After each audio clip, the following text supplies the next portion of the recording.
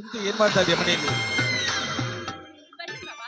ಅತ್ತಿಯವರು ದೇವಸ್ಥಾನಕ್ಕೆ ಹೋದ್ರು. ಒಂದಿನ ಗಂಡ ಎಲ್ಲಿ ಹೋಗಿದ್ದಾನಮ್ಮ?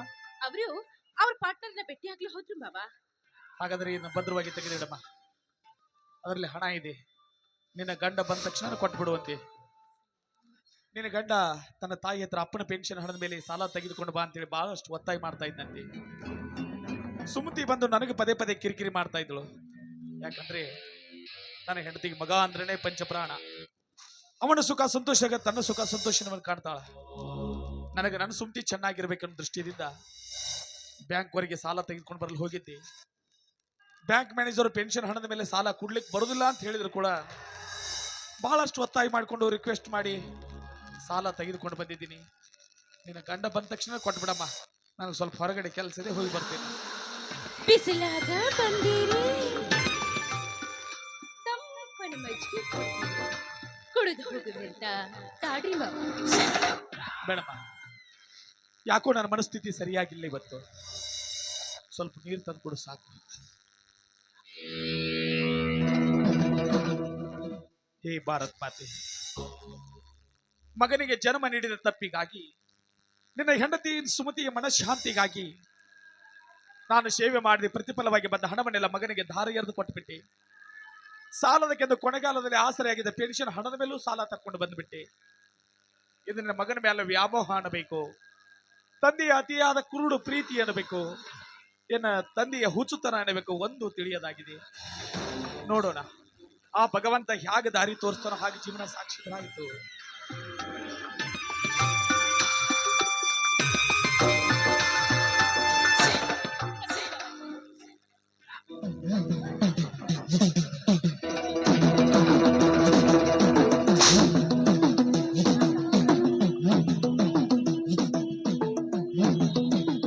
ಯಾಕಮ್ಮ ಏನ್ ಮಾಡ್ತಾ ಇದೀಯ? ಹುಷಾರಾಗಿದ್ದೆ ತಾನೆ? ಊಟದ ಮಾಡಿದಿಲ್ಲ? ಮತ್ತೆ ಈಗ ಯಾಕೆ ಮೈ ಮೇಲೆ ಬೀಳ್ತಾ ಇದೀಯಾ? ಈ ಮಣಿಗೊಂದು ಪುಟ್ಟ ಮಗು ಕೊಡ್ತಾ ಇದೀಯಾ? ಹಾಗೇನು ಇಲ್ವಲ್ಲ ಬಾಬಾ. ಮಾವ ಹೆಣ್ಣಾಗಿ ನಾನು ಲಜ್ಜೆ ಬಿಟ್ಟು ಕೇಳಾಕತ್ತೀನಿ. ಈ ನಿನ್ನ ಕಟ್ಟಿ ಮುಟ್ಟಾದ ಮೈ ಕಟ್ಟಿನ ಬಿಗಿ ಬಾಗಿಲಿಂದ ನನ್ನನ್ನ ಬಿಗಿದಪ್ಪಿ ನನ್ನ ಕಾಮದ ಹಸಿವನ್ನ ಹಿಂಗಿಸುವ. ನಾನು ಕಾಣ್ತಾ ಇರೋದು ಇದೊಂದು ಕೆಟ್ಟ ಕನಸ. ಕನಸಲ್ಲ ಬಾಬಾ, ನೀವು ಮನಸ್ಸು ಮಾಡಿದ್ರ ನಾನ್ ನಡೆಸ್ಬಾರ್ದು. ಬಾ ಬಾಬಾ, ಮಂಚದ ಮ್ಯಾಗ ಹಿತವಾಗಿಸುವ ನನ್ನ ದೇಹವನ್ನ ಎಲ್ಲ ಅಡಗಾಗಿ ಯಾರು ಇಲ್ಲದೆ ಈ ಸಮಯದಾಗ ನನ್ನ ಕಾಮದ ಹಸಿವನ್ನ ಹೆಂಗಿಸುವ. ಪಾಪಿ, ನಿನ್ನನ್ನು ನನ್ನ ಮಗಳು ಅಂತ ತಿಳ್ಕೊಂಡಿದ್ದೆ. ಲಜ್ಜ ಬಿಟ್ಟು ನಿನ್ನ ಮನಸ್ಸದ ಕಡೆಗೆ ಹೆಜ್ಜೆ ಹಾಕಂತ ಕರಿತಾ ಇದೀಯ ನನ್ನ. ನಿನಗೆ ಹೆಣ್ಣಲ್ಲ, ಹೆಮ್ಮಾರಿ. ಈ ಮಡಿಯರ ಚಿತ್ರ ಮಡಿಯಲು ಮನಸ್ಸು ಸುನಾಮಿ ನೀನು. ನಿನಗೆ ಹಣದ ದಹ ಮಾತ್ರ ಹೆಚ್ಚಾಗಿದೆ ಅಂತ ತಿಳ್ಕೊಂಡಿದ್ದೆ. ಈಗ ಗೊತ್ತಾಗ್ತಾ ಇದೆ ನನಗೆ ಕಾಮದ ಪಿತ್ತ ನಿನ್ನ ನೆತ್ತಿಗೆ ಏರಿದೆ ಅಂತ. ನೋಡು, ಇದನ್ನ ಇಷ್ಟಕ್ಕೆ ಮರೆತು ನನ್ನ ಮಗನೊಂದಿಗೆ ಚೆನ್ನಾಗಿ ಸಂಸಾರ ಮಾಡಿಕೊಂಡು ಹೋದ್ರೆ ಸರಿ. ಇಲ್ಲದೆ ಹೋದ್ರೆ ಈ ಮೇಜರ್ ಸೂರ್ಯನ ಇನ್ನೊಂದು ಮುಖ ನೋಡಬೇಕಾಗುತ್ತದೆ. ಹುಷಾರ್. ಸಿಟ್ಟು ಬಂದಾಗ ಅದೆಷ್ಟು ಮುದ್ದಾಗಿ ಕಾಣಿಸ್ತೀಯ ಮಾಮಾಶ್ರೀ. ನನ್ನ ಲೈಫ್ ನಲ್ಲಿ ಬಯಸಿದ್ದನ್ನ ಇನ್ನೂವರೆಗೆ ಪಡೆದುಕೊಳ್ಳದೆ ಬಿಟ್ಟಿಲ್ಲ ಈ ಶರ್ಮಿಳ. ನಿನ್ನನ್ನು ಬಿಡೋದಿಲ್ಲ. ಕಾಲಿಗೆ ಬಿದ್ದಾದ್ರೂ ಸರಿ, ಕಾಲನ್ನ ಮುರಿದಾದ್ರೂ ಸರಿ. ಒಂದು ಸಾರಿ ಆದ್ರೂ ನನ್ನ ಮನಸ್ಸಿನ ಆಸೆಯನ್ನ ಈಡೇರಿಸಿಕೊಳ್ಳದೆ ಹೋದ್ರೆ ಈ ಜಡೆ ಕಟ್ಟಿದ ನಾರಿನೇ ನಾನಲ್ಲ. ಮಿಲಿಟರಿ ಊಟ ಮಾಡಿ ಮೈ ಮುರಿದು ತಾಲೀಮ್ ಮಾಡಿದ ಈ ನಿನ್ನ ಗಟ್ಟಿ ಮುಟ್ಟಾದ ತೆಕ್ಕೆ ನನ್ನ ನಾಮಿಚಿ ಹಿಡಿದುಕೋಬಾ. ನೀತಿಗೆಟ್ಟವಳೆ, ನಿನ್ನ ಮೋಹಜಾಲದ ಬಿಡಲು ನನ್ನ ಕಾಮುಕ ಅಲ್ಲ, ಈ ದೇಶದ ಹೆಮ್ಮೆಯ ಸೈನಿಕ ನಾನು. ಪ್ರಾಣ ಬೇಕಾದ್ರೂ ಕೊಟ್ಟೇನು. ಇಂಥ ಹೇಸಿ ಕೆಲಸಕ್ಕೆ ಮಾತ್ರ ಕೈ ಹಾಕಲಾರೆ. ಈ ನನ್ನ ಪವಿತ್ರವಾದ ಪುಣ್ಯ ಭೂಮಿ ಮೇಲೆ ಸೀತೆ ಸಾವಿತ್ರಿ, ಮಾಸತಿ ಅನುಸೂಯ, ಅಷ್ಟೇ ಏಕೆ ಬುದ್ಧ, ಬಸವ, ಅಂಬೇಡ್ಕರ್, ಭಗತ್ ಸಿಂಗ್, ಕರ್ನಲ್ ಕಾರ್ಯಪ್ಪ ಹುಟ್ಟಿದ ನಾಡಿದು. ಇಂಥ ಸಂಸ್ಕೃತಿ ಭರಿತ ನನ್ನ ದೇಶದಲ್ಲಿ ಇಂಥ ಹೀನ ಮನಸ್ಥಿತಿಯವಳು ನನ್ನ ಮನೆ ಸೊಸೆ. ವಾಕರಿಕೆ ಆಗ್ತಾ ಇದೆ, ನನಗೆ ವಾಕರಿಕೆ ಆಗ್ತಾ ಇದೆ. ವಾಕರ್ಗೆ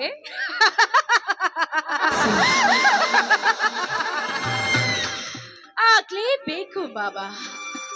ಪುಣ್ಯ ಭೂಮಿ. ಯಾಕೆ ರಾವಣ, ಕೀಚಕ, ವೀರ ಪಂಡಿತ್ಯಾನಂದ ಸ್ವಾಮಿ ಹುಟ್ಟಿಲ್ಲವೇ? ಅಣ್ಣ ತಂಗಿಯರೆಂದು ಸೋಗು ಹಾಕಿಕೊಂಡು ಕದ್ದು ಕಾಮಲೀಲಿ ಆಡೋ ಮುಟ್ಟಾಳರಷ್ಟಿಲ್ಲ ಈ ನಿನ್ನ ಪುಣ್ಯ ಭೂಮಿಯಲ್ಲಿ. ಅಣ್ಣ ಅತ್ತಿಗೆಯರೆಂದರೆ ತಂದೆ ತಾಯಿ ಸಮಾನರು ಅಂತ ಅಣ್ಣನನ್ನೇ ಕೊಲೆ ಮಾಡಿ ಅಣ್ಣನ ಹೆಂಡತಿಯೊಂದಿಗೆ ಸಂಸಾರ ಮಾಡೋ ಮನೆ ಮೂರ್ಖರಷ್ಟಿಲ್ಲ ಈ ನಿನ್ನ ಪುಣ್ಯ ಭೂಮಿಯಲ್ಲಿ. ಪ್ರಾಣಕ್ಕೆ ಪ್ರಾಣ ಕೊಡೋ ಸ್ನೇಹಿತರ ಹೆಂಡತಿಯಲ್ಲಿ ಹಾಡಹಗಲೇ ಓಡಿಸಿಕೊಂಡು ಹೋಗೋ ಮಿತ್ರ ದ್ರೋಹಿಗಳಷ್ಟಿಲ್ಲ ಈ ನಿನ್ನ ಪುಣ್ಯ ಭೂಮಿಯಲ್ಲಿ. ನಿನ್ನ ಪುಣ್ಯ ಭೂಮಿ ಪುರಾಣ ಇಷ್ಟು ಸಾಕ? ಇಲ್ಲ ಇನ್ನೂ ಬಿಚ್ಚಿ ಹೇಳ್ಬೇಕಾ? ನಡೋ, ಈ ನಿನ್ನ ಗಡ್ಡು ಸಂಬಂಧವನ್ನ ಕಿತ್ತುಗಿದು ಸಮಯವನ್ನ ವ್ಯರ್ಥ ಮಾಡದೆ ಸರಸಕ್ಕೆ ಸಿದ್ಧನ. ಮುಚ್ಚ ಬಾಯಿ, ಹುಚ್ಚು ನಾಯಿ. ನೀನು ಹೇಳ್ತಾ ಇರೋದು ಕತೆ ಕಾದಂಬರಿಗಳಲ್ಲಿ ಹುಚ್ಚು ಬರಗಾರ ತನಿಕಟ್ಟು ಬರೆದಿರಬಹುದು. ನಿಜ ಜೀವನದಲ್ಲಿ ಹೀಗಿರಲು ಸಾಧ್ಯವಿಲ್ಲ. ಹೀಗಿದ್ದ ಒಂದೇ ಒಂದು ಉದಾಹರಣೆ ಕೂಡಿಲ್ಲ. ಅಣ್ಣ ಯಾರು, ತಮ್ಮ ಯಾರು, ಮೈದನ ಮಾವ, ಈ ಸಂಬಂಧಗಳ ಅರ್ಥವೇ ಗೊತ್ತಿಲ್ಲದ ಹುಚ್ಚು ನಾಯಿ ನೀನು.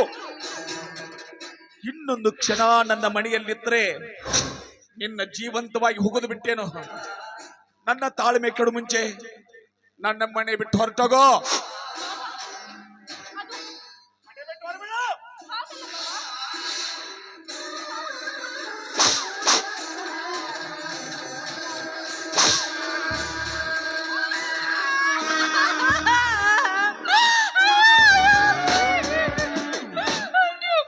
ಸ್ವಲ್ಪ ತಡವಾಗಿದ್ರೆ ನಿಮ್ಮ ತಂದೆ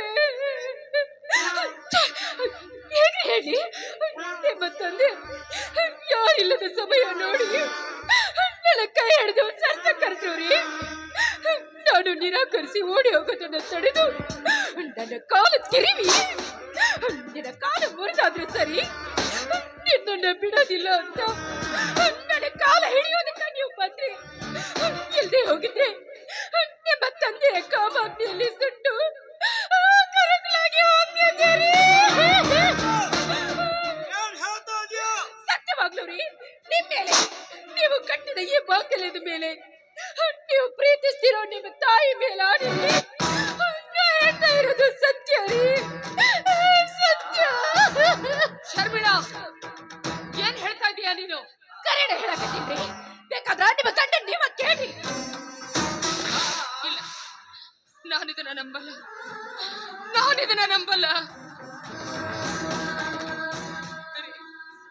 ಶರ್ಮಿಳಾ ಹೇಳ್ತಿರೋ ಮಾತು ಸತ್ಯನಾ? ಸುಮತಿ, ಯಾವುದು ಸತ್ಯ, ಯಾವುದು ನಿತ್ಯ? ನಾನು ಏನು ಹೇಳಿ ನಿನಗೆ? 3 ದಶಕಗಳ ಕಾಲ ನನ್ನ ಜೊತೆ ಸಂಸಾರ ಮಾಡಿದ್ಯಾ. ನಾನು ಎಂತವರಂತೂ ನಿನಗೆ ಗೊತ್ತಿಲ್ಲ. ನನ್ನ ಮೇಲೆ ನಿನಗೆ ಅನುಮಾನವೇ? ನೀನ್ ಏನ್ ಹೇಳ್ತಾ ಇದ್ಯಾ? ಇವು ಏನ್ ಹೇಳ್ತಾ ಇದ್ರೆ ನಾನೇನ್ ಕೇಳ್ತಾ ಇದ್ದೀನಿ? ಏನ್ ನಿಮ್ ಕಥೆ ಇದು?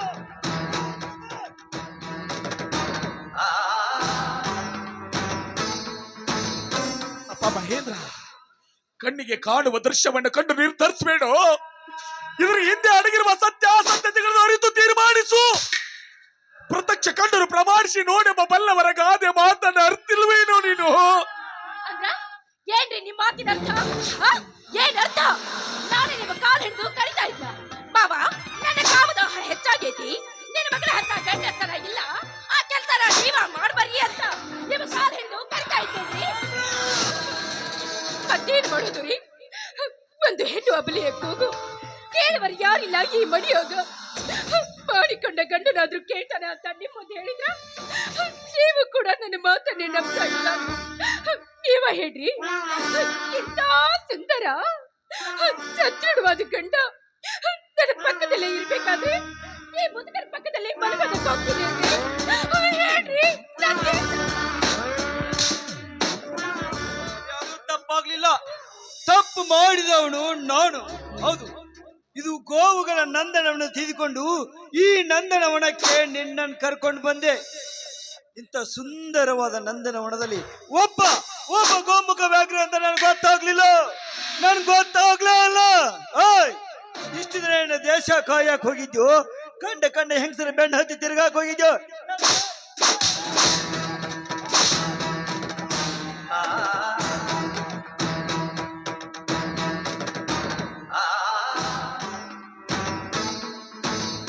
ಶಬಾಷ್ ಮಗಳೇ, ಶಬಾಷ್. ಅನ್ನದ ಋಣ ತೀರಿಸಿದರೆ ಪುಣ್ಯವಂತ ಧರ್ಮವಂತ ಮನುಷ್ಯ ಅಂತ ಕರೀತಾರೆ. ದೇಶದ ಋಣ ತೀರಿಸಿದರೆ ವೀರ ಸೈನಿಕ ಅಂತ ಕರೀತಾರೆ. ತಂದೆ ತಾಯಿಗಳ ಋಣ ತೀರಿಸಿದರೆ ಉತ್ತಮ ಮಗ ಅಂತ ಕರೀತಾರೆ. ತಂದೆ ತಾಯಿಗಳ ಅಂತರಂಗವನ್ನು ಅರಿತುಕೊಂಡು ಬಾಳು ಉತ್ತಮ ಮಗನಂತೂ ನೀನಾಗಲಿಲ್ಲ. ಬೀದಿಲಿ ಹೋಗು ಈ ಮಾರಿನ ಮನೆ ಕರ್ಕೊಂಡು ಬಂದು ಎತ್ತಪ್ಪನ ಮೇಲೆ ಸಂಶಯ ಪಡುವ ಸಂಶಯ ಪಿಸಾಸಿ ಆದೆ.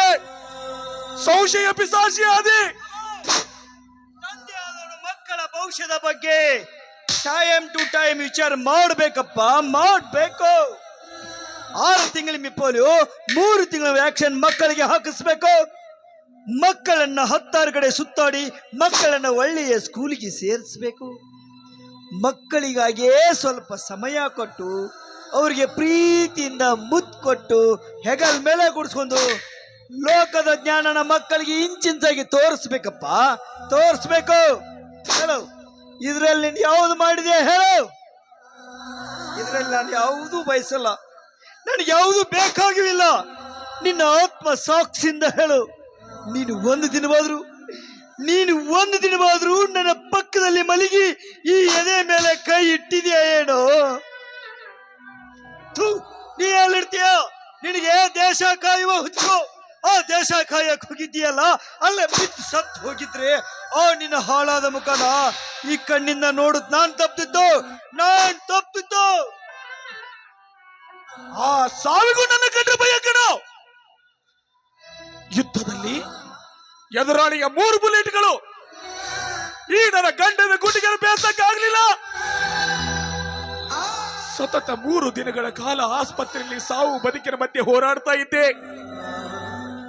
ಆದ್ರೆ ನನಗಾಗಿ ಇಡೀ ನನ್ನ ದೇಶದ ಜನ ಮನೆಗಳಲ್ಲಿ, ಮಠ ಮಂದಿರಗಳಲ್ಲಿ, ಮಸೀದಿಗಳಲ್ಲಿ, ಚರ್ಚ್ಗಳಲ್ಲಿ ನನಗಾಗಿ ಪ್ರಾರ್ಥನೆ ಮಾಡ್ತಾ ಇದ್ರು.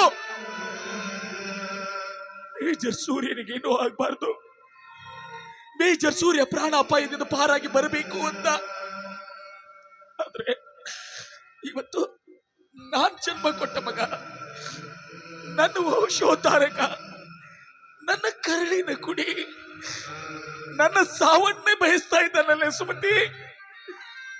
ಸಾರ್ಥಕವಾಗೋಯ್ತು ಕಣೆ ನಮ್ಮ ಬಾಳು, ಸಾರ್ಥಕವಾಗೋಯ್ತು ನಮ್ಮ ಬದುಕು.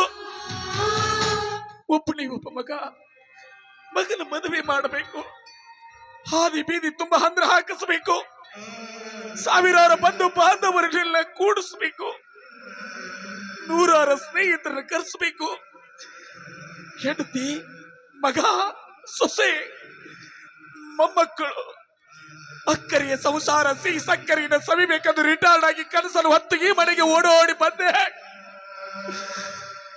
ಬಂದೋಡಿದ್ರೆ ಎಲ್ಲ ತಿರುವು ಬರು. ಇದು ಸಂಸಾರ ಅಲ್ಲ ಕಣೆ, ಇದು ವಿಷಸಾಗರ. ಅಪ್ಪ ಮಹೇಂದ್ರ, ಏನಂದೆ ನೀನು? ಒಂದು ದಿನ ಆದರೂ ನನ್ನ ಎದೆ ಮೇಲೆ ಕೈಯಿಟ್ಟು ಮಲಗಿಕೊಂಡಿದೀಯಾ ಅಂತ ಹೇಳಿ ನನ್ನ ಮೇಲೆ ಆರೋಪಿಸ್ತಾ ಇದೀಯಾ? ನಿನ್ನಷ್ಟು ಸ್ವಾರ್ಥಿ ನಾನಲ್ಲಪ್ಪ, ನಿನ್ನಷ್ಟು ಸ್ವಾರ್ಥಿ ನಾನಲ್ಲ. ಯಾಕಂದ್ರೆ ಕಾಶ್ಮೀರದ ಗಡಿಯಲ್ಲಿ ನಿಂತು ಸೇವೆ ಮಾಡಿದ್ದೀರಿ. ಗಡಿ ಕಾಯ್ತಿರ್ಬೇಕಾದ್ರೆ ನಿನ್ನಂತ ಸಾವಿರಾರು ಮಕ್ಕಳ ಪ್ರಾಣ ಉಳಿಸಿದ್ದೀನಿ ಕಣ, ಪ್ರಾಣ ಉಳಿಸಿದ್ದೀನಿ. ಇಡೀ ದೇಶದ ಮಕ್ಕಳಲ್ಲಿ ನನ್ನ ಮಕ್ಕಳನ್ನು ತಿಳ್ಕೊಂಡು ಗಡಿ ಕಾದಿದ್ದೀನಿ. ನಿನ್ನ ಪಾಲನೆ, ನಿನ್ನ ಪೋಷಣೆ, ನಿನ್ನ ಜೋಪಾನ ಮಾಡಲ್ಲಂತ ಈ ನನ್ನ ಪ್ರಾಣದಾತೆ ಸುಮತಿನ ನಿನ್ನ ಪಕ್ಕದಲ್ಲಿ ಬಿಟ್ಟು ಹೋಗಿದ್ದೆ.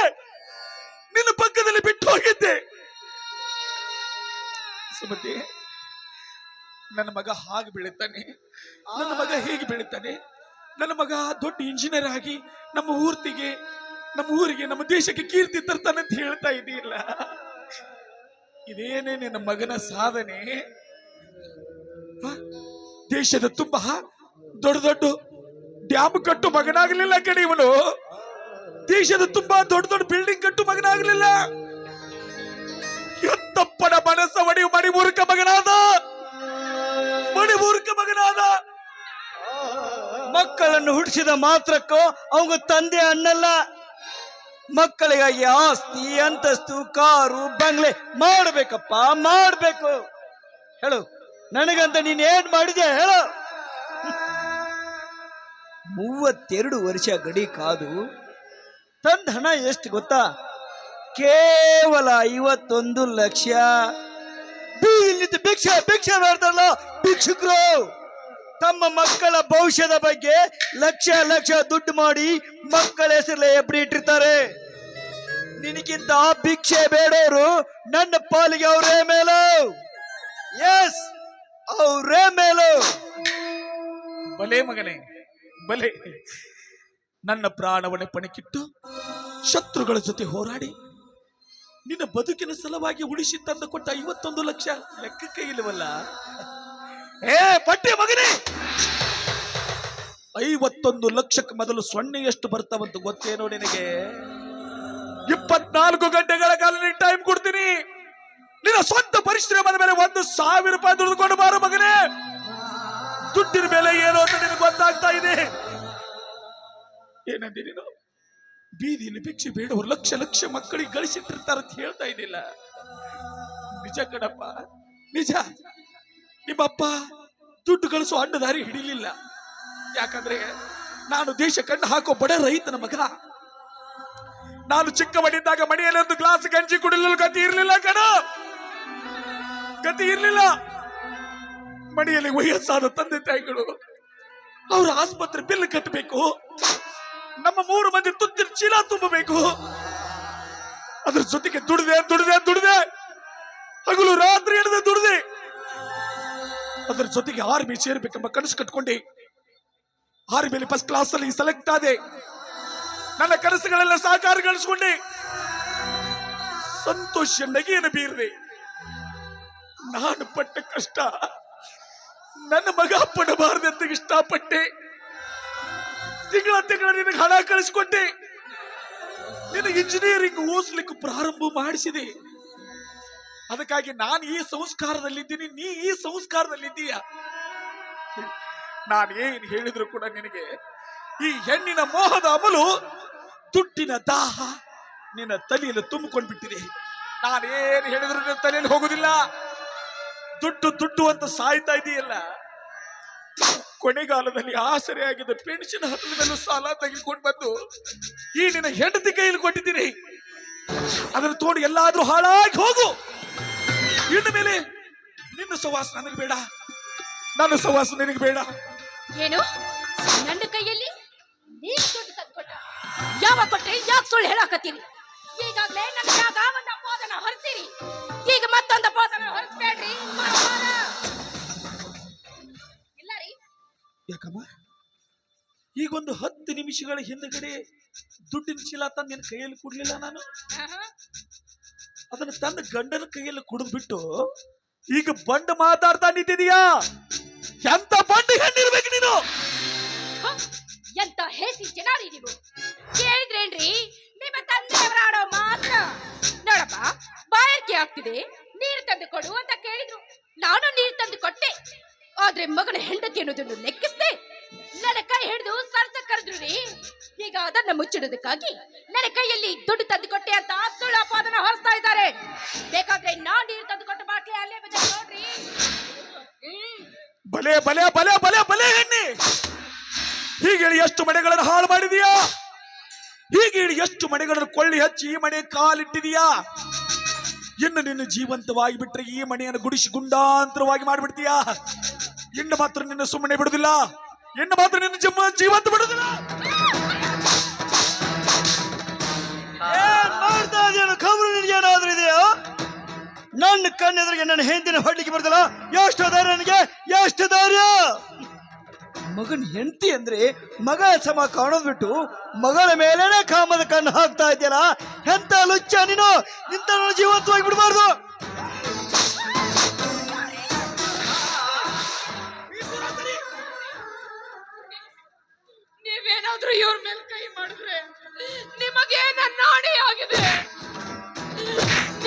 ಕೈ ಮುಗಿದ್ದೇನೆ, ದಯವಿಟ್ಟು ಸುಮ್ಮನೆ ಬಿಡಿ.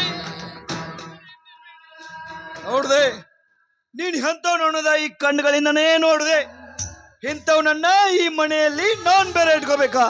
ಓಯ್, ಒಂದು ಕ್ಷಣ ಈ ಮನೆಯಲ್ಲಿ ಇರ್ಲಿಕ್ಕೆ ನಿನಗೆ ಜಾಗ ಇಲ್ಲ. ನಿನ್ನಿಂದ ನೀನಾಗಿ ಮನೆ ಬಿಟ್ಟು ಹೋಗ್ತೀಯೋ ಇಲ್ಲ ಪೊಲೀಸ್ ಸ್ಟೇಷನ್ಗೆ ಫೋನ್ ಹಚ್ಚಿ ಪೊಲೀಸನ್ ಕರೆಸ್ಲು. ಪೊಲೀಸನ್ ಕರಿಯಲೋ ಬಟ್ಟಿ ಮಗನೇ, ಪೊಲೀಸರು ಕರೆಸದಂತ ಪೊಲೀಸರನ್ನ. I am military man. ಕಾಯ್ದೆ ಕಾನೂನು ನಿನಗಿಂತ ಚೆನ್ನಾಗಿ ನನಗೂ ಗೊತ್ತು. ಇದು ಎಲ್ಲ ನನ್ನ ಸುಯಾರ್ಜಿತ ಆಸ್ತಿ. ನಾನು ಮನಸ್ಸು ಮಾಡಿದ್ರೆ ಈ ಕ್ಷಣದಲ್ಲಿ ಈ ಮನೆಯದು ಒತ್ತಾಚೆ ಹಾಕಬಲ್ಲೆ. ಆದ್ರೆ ಈ ಹೀನ ಮನಸ್ಥಿತಿಗಳ ಮಧ್ಯೆ ಒಂದು ಕ್ಷಣ ಇರಲು ಮನಸ್ಸಿಲ್ಲ ನನಗೆ. ಸುಮತಿ, ಇಂಥ ವಂಚಕರ ಮಧ್ಯೆ ಇರುವುದು ನಾವು ಒಳ್ಳೇದಲ್ಲ. ಎಲ್ಲಾದ್ರೂ ಹೋಗಿ ಪುಟ್ಟ ಗುಡಿಸಲು ಕಟ್ಕೊಂಡಾದ್ರೂ ಜೀವನ ಸಾಗಿಸೋಣ. ನನ್ನ ಜೊತೆ ಬಂದ್ಬಿಡು, ನನ್ನ ಜೊತೆ ಬಂದ್ಬಿಡು.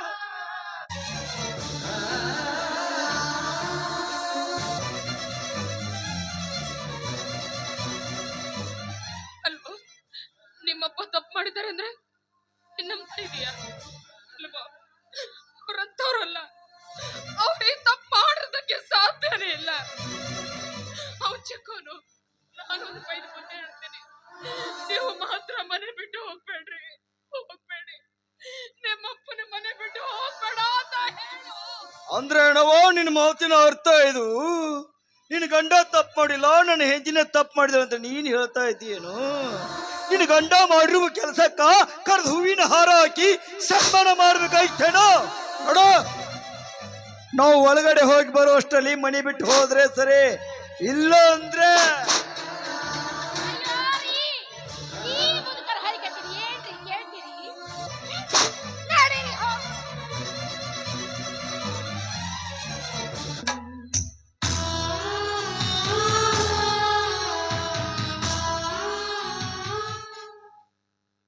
ಸುಮತಿ, ಆಯ್ತಾ ಮಂಗಳಾರತಿ? ಬೇಡ ಕಣೆ, ನನ್ನ ಜೊತೆಗೆ ಹೊರಟು ಬಂದ್ಬಿಡು. ಇಲ್ಲ ರೀ, ನಾನ್ ಬರುದಿಲ್ಲ. ಕಾಯ ವಾಚ ಮನಸ ನಿಮ್ ಜೊತೆ ಸಪ್ತಪದಿ ತುಳಿದು ಸಂಸಾರ ಮಾಡ್ದೋಡ್ರಿ ನಾನು. ಆದ್ರೆ ಇವತ್ತು ಯಾಕೋ ಏನೋ ನನ್ನ ಮಗನನ್ನು ಬಿಟ್ಟು ಬರೋದಕ್ಕೆ ನನ್ನ ಮನಸ್ಸು ಹೋಗ್ತಾ ಇಲ್ಲ ರೀ. ಅಂದ್ರೆ ನಾನು ಬರೋದಿಲ್ಲ ರೀ, ನಾನು ಬರೋದಿಲ್ಲ. ಗಂಡನ ಪ್ರಾಣ ಮಾನ ಮರ್ಯಾದೆ ಮಣ್ಣು ಪಾಲಾಗಿ ಹೋದ್ರೂ ಚಿಂತಿಲ್ಲ, ಮಗನ ಬಿಟ್ಟು ಬರೋದಿಲ್ಲ ಅಂತ ಹೇಳ್ತಾ ಇದೀಯ. ಅಲ್ಲ ಕಡೆ, ನಿನ್ನ ಮಗನ ಮೇಲೆ ವ್ಯಾಮೋಹ ತಾಯಿ ಕರು ನನಗೆ ಅರ್ಥ ಆಗ್ತಾ ಇದೆ. ಆದ್ರೆ ನೀನು ತಿಳ್ಕೊಂಡಷ್ಟು ನಿನ್ನ ಮಗ ಸೊಸೆ ಒಳ್ಳೆಯವರಲ್ಲ. ಇವತ್ತು ನನ್ನ ಮೇಲೆ ಆಪಾದನೆ ಮಾಡಿ ಮನೆಯಿಂದ ಹೊರಗೆ ಹಟ್ಟಿದವರು ಇಂದಿಲ್ಲ ನಾಳೆ ನಿನ್ನ ಹೊರಗೆ ಹಾಕಬಹುದು ಕಣೆ. ಇನ್ನು ಒಂದ್ಸಲ ಅವಕಾಶ ಕೊಡ್ತೀನಿ, ನನ್ನ ಜೊತೆ ಬಂದ್ಬಿಡು. ಮಗನಿಗೆ ಎಲ್ಲ ಎತ್ತಿ ದಾರಿ ಎರೆದು ಕೊಟ್ಬಿಟ್ಟಿದ್ದಾರೆ, ನನ್ನನ್ನು ಯಾಕೆ ಸಾಕ್ತಾರೆ ಅಂತ ನಿನ್ನ ಮೇಲೆ ಅನುಮಾನನ? ಬೇಡ ಕಣೆ, ನೋಡು, ಕೂಲಿ ನಾಲಿ ಮಾಡಿದ್ರು ನಿನ್ ಜೋಪಾನ ಮಾಡ್ತೀನಿ ನಾನು. ನನ್ನ ಜೊತೆ ಹೊರಟು ಬಂದ್ಬಿಡು. ನನ್ ಕೈಲಾಗೋದಿಲ್ಲ ರೀ, ನಾನ್ ಬರೋದಿಲ್ಲ. ಅದಕ್ಕೆ ಬಲ್ಲವ್ರು ಹೇಳಿರ್ಬೇಕು, ಅಂತ ಕಾರಣಕ್ಕೆ ನಾಚಿಗಿಲ್ಲ ಅಂಗಾಲಿಗೆ ಹೇಸಿಗಿಲ್ಲ ಅಂತ. ನಿನ್ನ ಮಗನೇ ಬೇಕಂತ ಬಯಸಿ ಇಲ್ಲೇ ಇರ್ತೀಯ, ಇರು. ಅದು ನಿನ್ನ ಪ್ರಾರಬ್ಧ, ನಾನೇನ್ ಮಾಡ್ಲಿ. ಆದ್ರೆ ಒಂದು ಮಾತಾದ್ರೂ ಸತ್ಯ, ಈ ಮನೆಯಲ್ಲಿ ಎಂದು ನಿನ್ನ ಘನತೆ ಗೌರವಕ್ಕೆ ಕುಂದು ಬರುತ್ತದನೋ ಅಂದ ಈ ಮೇಜರ್ ಸೂರ್ಯನ ಹೃದಯದ ಬಾಗಿಲು ಸದಾ ತೆರೆದಿರುತ್ತೆ. ನಿಮ್ ಕೈ ಮುಗಿತಿನ್ರಿ, ಮನೆ ಬಿಟ್ಟು ಹೋಗ್ಬೇಡಿ.